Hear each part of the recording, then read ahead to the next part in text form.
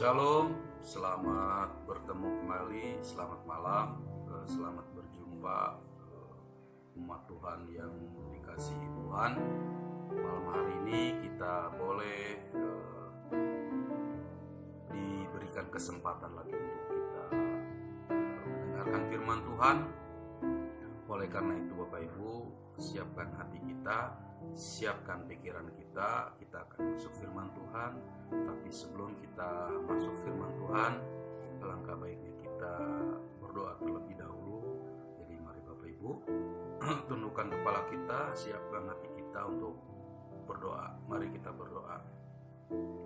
Bapa yang baik, Bapa yang kudus, terima kasih Tuhan Yesus untuk segala kebaikan, penyertaan, perlindungan-Mu di masa sukar ini Tuhan. Kami percaya Tuhan, sekalipun masa-masa ini adalah masa yang sukar bagi kami Tuhan, tapi kami percaya ketika kami berada di dalam tangan-Mu, kami percaya Tuhan ada perlindungan-Mu, ada kekuatan baru, ada pengharapan baru, bahkan ada sesuatu yang baru Tuhan yang Kau taruh dalam kehidupan kami. Kami boleh belajar Tuhan di dalam saat-saat sekarang Tuhan, sekalipun kami begitu sulit Tuhan untuk bisa beribadah bersama-sama Tuhan, tapi kami percaya melalui media online Tuhan Engkau berkenan atas semuanya. Terima kasih ya Tuhan, sucikan, kuduskan kami, layakan kami, ampuni segala pelanggaran kesalahan kami ya Tuhan, agar kami layak Tuhan untuk menerima kebenaran firman-Mu ya Tuhan.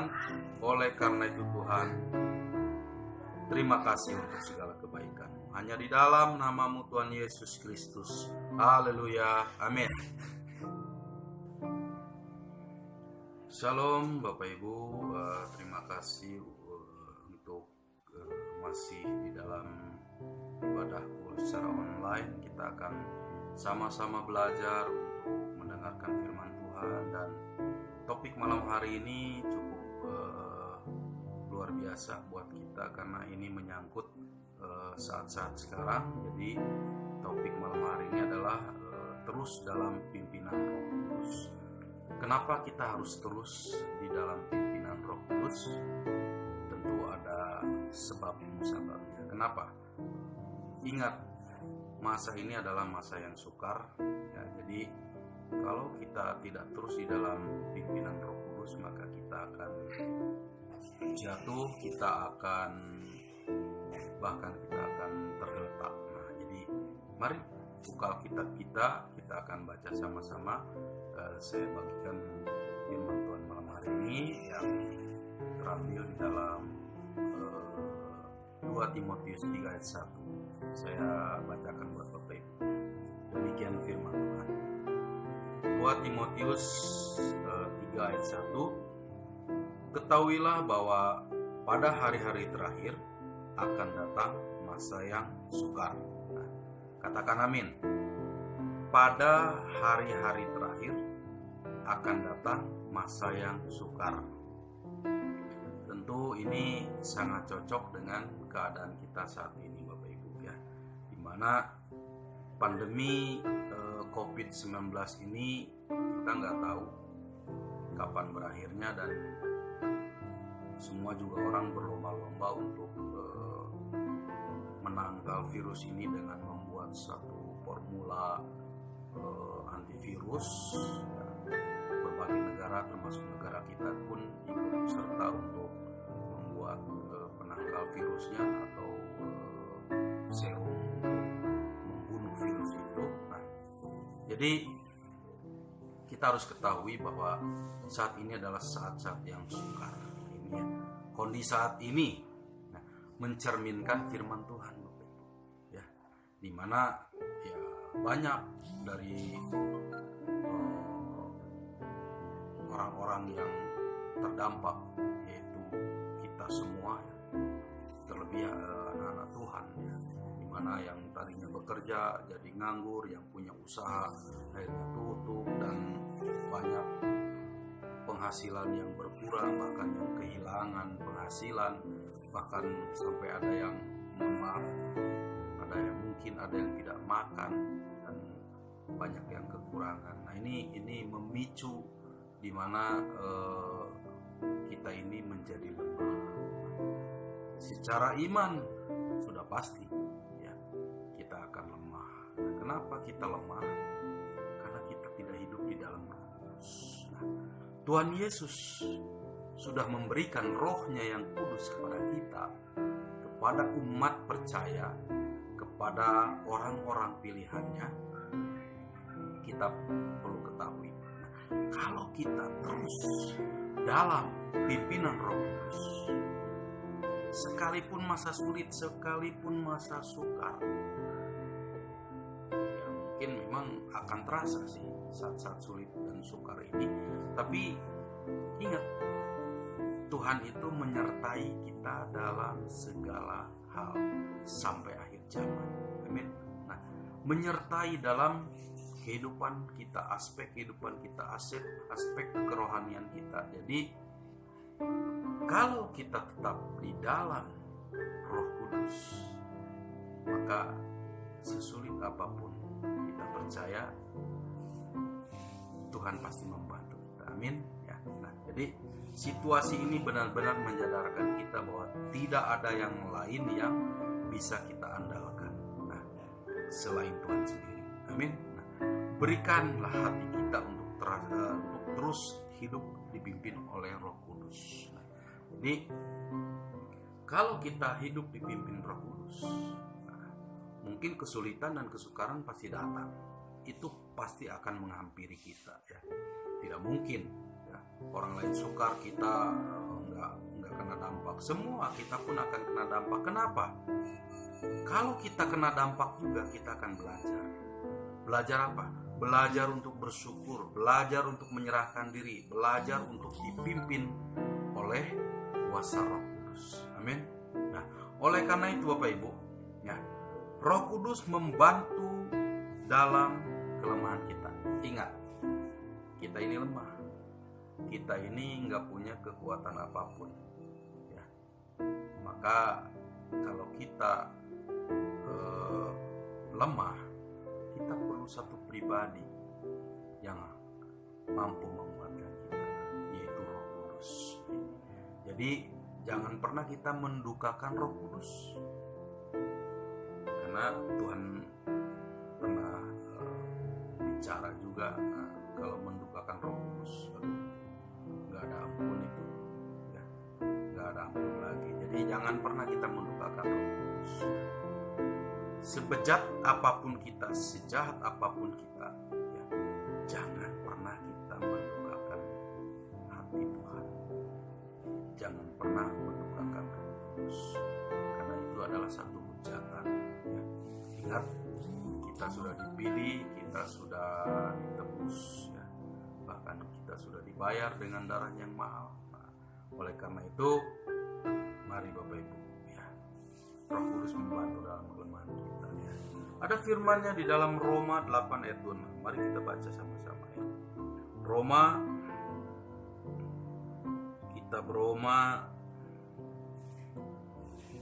8 ayat yang ke-26. Saya bacakan buat Bapak Ibu ya. Demikian juga Roh membantu kita dalam kelemahan kita, sebab kita tidak tahu bagaimana sebenarnya harus berdoa. Nah, ini.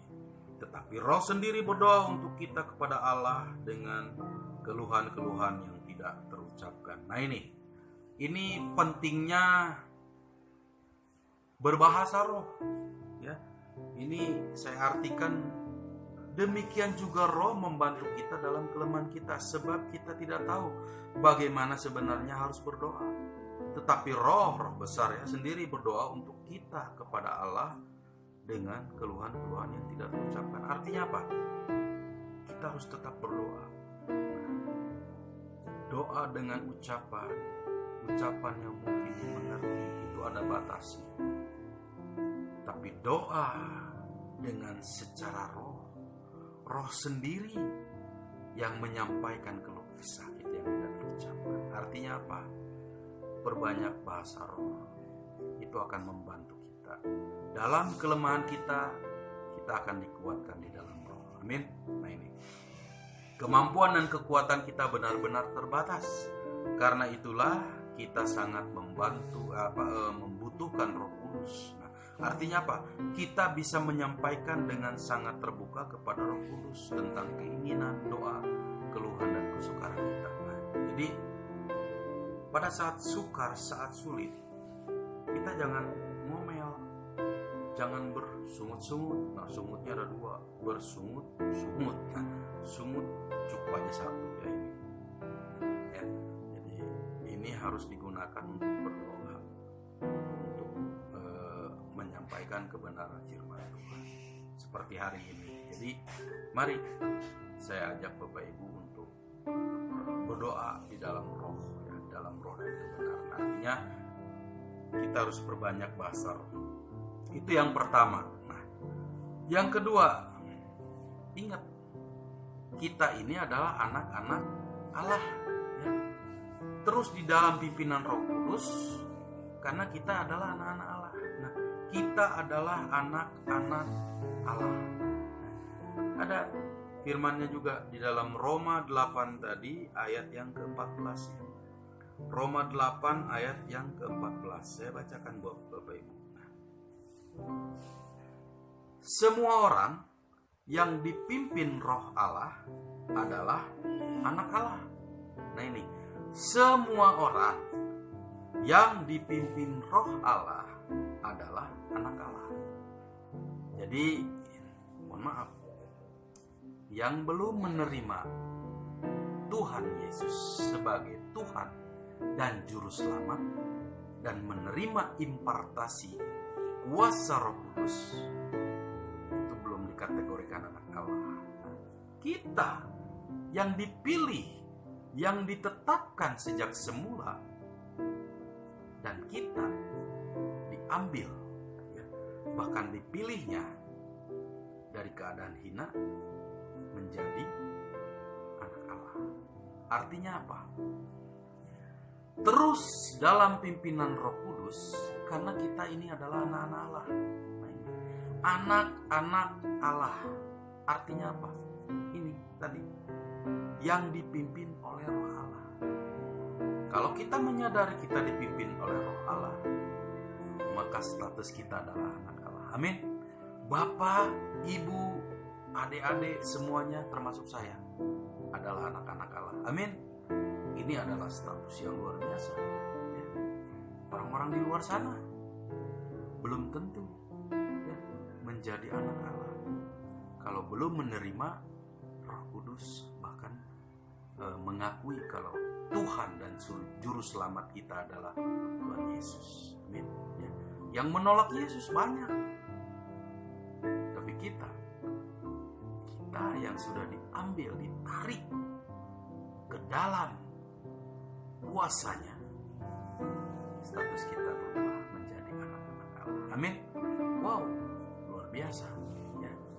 Saya juga dulu bukan orang Kristen, ya. Tapi sejak saya bertemu secara pribadi dengan Tuhan, maka status saya menjadi anak Allah. Amin. Ini sangat luar biasa. Nah ini, karena kita adalah anak-anak Allah, maka kita seharusnya menyerahkan hidup kita pada pimpinan Roh Kudus. Nah ingat, kalau status kita ini adalah anak-anak Allah, maka kehidupan kita pun harus kita serahkan sepenuhnya kepada pimpinan Roh Kudus ini. Sehingga dalam kondisi sukar seperti saat ini, kita bisa tetap melakukan kehendak Allah dan menyenangkan hatinya. Apa itu kehendak Allah dan menyenangkan hatinya? Ya, layani Dia, senangkan Dia, puji Dia, beritakan Injil, melangkah di dalam roh dan kebenaran, ya. Maka kita akan menjadi anak-anak Allah. Amin. Nah, bahkan kita bukan akan lagi, kita sudah jadi anak-anak Allah. Nah, tugas kita senangkan Dia, layani Dia, layani sesama kita seperti kita melayani Tuhan, ya. Jadi malam hari ini kita boleh menerima sesuatu yang baik dan luar biasa. Amin. Itu yang kedua. Yang ketiga, nah ini luar biasa. Yang ketiga adalah Roh Kudus mengajar dan mengingatkan kita. Katakan amin. Roh Kudus mengajar dan mengingatkan kita. Apa yang Dia ajarkan? Apa yang Roh Kudus ingatkan kepada kita? Yang pertama, ya, Roh Kudus mengajarkan kita berdoa. Yang kedua, Roh Kudus mengingatkan kita untuk tetap di dalam pimpinannya. Yang ketiga, ya, Roh Kudus memberikan kekuatan kita untuk memberitakan Injil, dan amanat agung dari Tuhan Yesus Kristus akan selesai. Ini luar biasa. Ada firman-Nya di dalam Yohanes. Kita baca sama-sama ya. Yohanes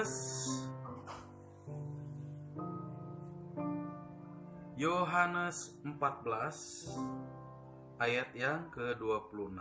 Saya bacakan buat Bapak Ibu.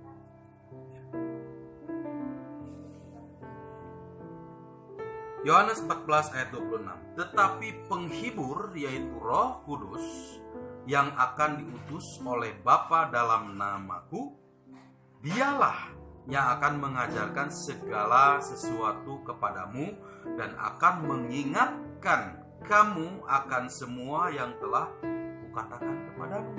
Nah ini luar biasa. Roh Kudus. Ya. Mungkin kita pernah baca firman Tuhan, tapi kita lupa. Di suatu hari Tuhan ingatkan, Roh Kudus ingatkan, kamu pernah baca loh di sini, dan inilah hasilnya. Itu rema. Ya. Itu rema di dalam hidup kita, di dalam kehidupan kita ketika kita mendengarkan firman Tuhan. Nah ini Yohanes 14 ayat 26. Ya. Tetapi penghibur, yaitu Roh Kudus, yang akan diutus oleh Bapa dalam namaku, nama Yesus, Dialah yang akan mengajarkan segala sesuatu kepadamu dan akan mengingatkan kamu akan semua yang telah kukatakan kepadamu. Ya.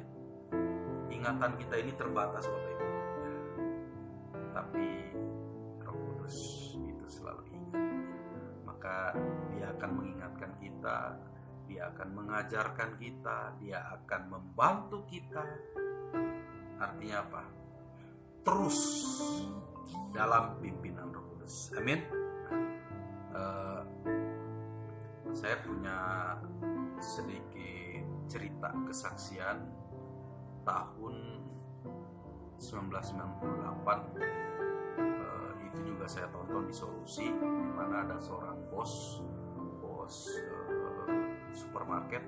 Nah, pada saat itu di Jakarta banyak kerusuhan, ya, karena memang kondisinya sangat luar biasa, chaos, kacau, ya, kerusuhan di mana-mana, dan luar biasa. Si bos ini orangnya baik, ya, orangnya sangat loyal kepada bawahannya, kepada anak-anak buahnya, sehingga dia dijuluki bos yang sangat baik. Tapi pada tahun 1998, kondisi saat itu memang tidak seperti saat ini. Saat ini memang kesukarannya beda. Saat itu kesukaran sangat luar biasa. Ya. Ekonomi ambruk, negara juga kacau, kota-kota semuanya kacau, kerusuhan, toko-toko dijarah, banyak sekali penjarahan, pemukulan. Wah, udah gak baik lah saat itu. Tapi apa yang terjadi, Bapak Ibu? Si bos ini bersaksi, ya, pada saat itu memang sangat sulit, sangat terpuruk, bahkan perusahaannya juga hampir bangkrut. Tapi apa yang dia lakukan? Dia berdoa kepada Tuhan. Ini bersaksi, ya, dia bersaksi begini doanya. Tuhan, kiranya Engkau berikan kekuatan kepada saya untuk menjalankan usaha ini. Usaha ini memang hampir bangkrut, tapi saya yakin dan percaya Engkau membantu saya dalam kesulitan saat ini. Dan apa yang terjadi? Dia diingatkan Roh Kudus. Kudus. Kamu jangan pecat karyawanmu, kamu gaji mereka, bahkan naikkan gajinya, sehingga nanti perusahaan kamu akan terus naik, tidak akan pernah turun, dan kamu akan menjadi kepala dan bukan ekor. Nah ini ada firmannya.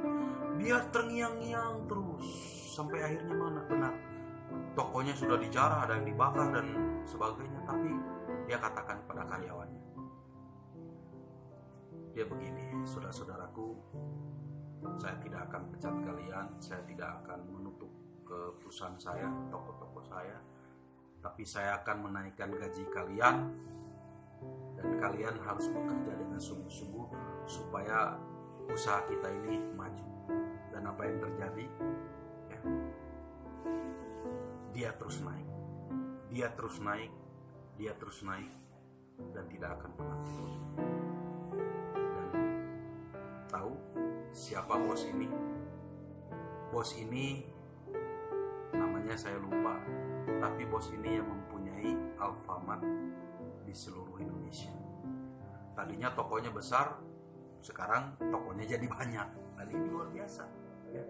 Dia bersaksi seperti itu. Dia dipimpin Roh Kudus, dia diingatkan oleh Roh Kudus. Nah, dalam kelemahannya pun dia ingat kalau dia itu adalah anak Allah.